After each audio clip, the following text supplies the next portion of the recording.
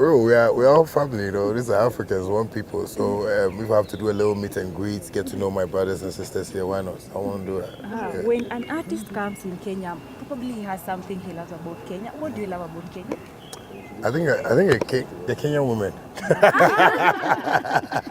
I think I like them. Yeah, they look like models, like world top class models, you know. Yeah, and that's how I see in them. So, and it's beautiful. And the boys too are a little bit bad like me, though. Are you looking forward maybe to have one Kenyan lady? Maybe you travel back with her to Well, Ghana? well, I'm single, so I'll try and see. Nice. All right, so Shatta, actually you have a new album.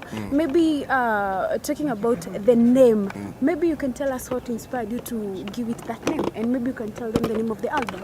Well, you know, the title of the album is Mali, you know, and it means me alone and life ironies, you know, so it talks about, you know, my journey through music and where